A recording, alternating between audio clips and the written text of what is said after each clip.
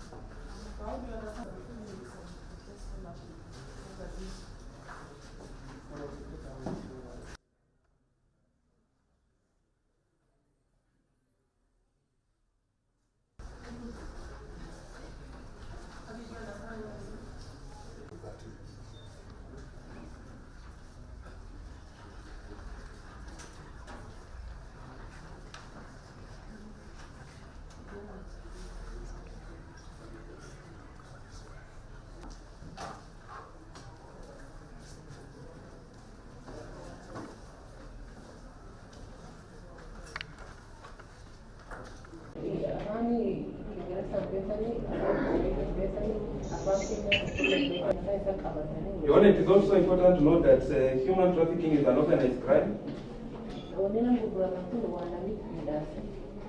and several suspects are involved. There is also need to trace and arrest traffickers,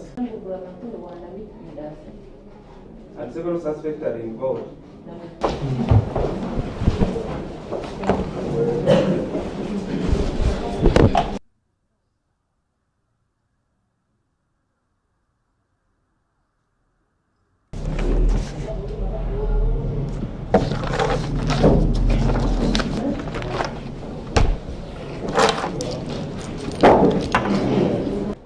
Gained entry or access into the house.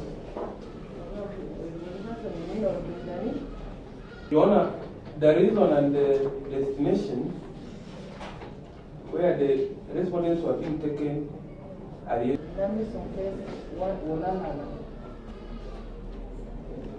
And Your Honor, upon conducting search, and they all suspected to be of Ethiopian origin or nationals, and were being held up in that house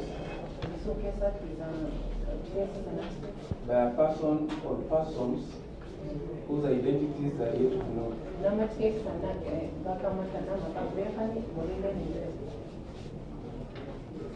Your Honor, that from an investigation point of view, it is believed that the respondents are victims of human trafficking,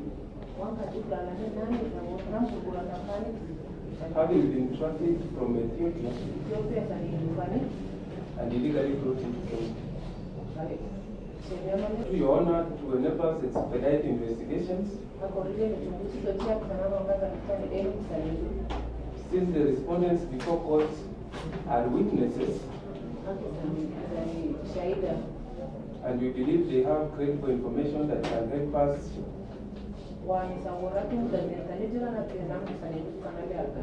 arrest the perpetrator or perpetrators with regard to the aspect of human trafficking. Seeks to have the respondents herein detained in police custody for a period of 10 days to enable the investigating officer conclude investigations. The grounds adduced thereof are that the respondents are Ethiopian nationals who are suspected to be victims of human trafficking, that the police officers from Kibiku police station, while acting on an alarm raised by members, proceeded to a rented house located at Kabete, and upon conducting a search, the officers found 11 victims being held in that two-bedroom house. To assist in identification of the 11 victims, further this will enable the applicant to conduct further investigations to establish the traffickers of the said victims. The respondents, in replying to the application, expressed their desire to be taken back to their country, as they do not know or understand how they got into the country. It was further stated that they were put in a bus at the wee hours of the night in the pretext that they were going to be offered jobs. They do not know how and why they got into the country. They only recall being dumped in a house for over 2 months with no access to the outside world. Have considered the application, the grounds adduced, as well as the response by the victims. It is not in dispute that the victims are of Ethiopian origin. They do not understand English or Kiswahili. Having considered the circumstances leading to their being arraigned in court, I'm inclined to agree with the applicant that indeed they could be victims of human trafficking.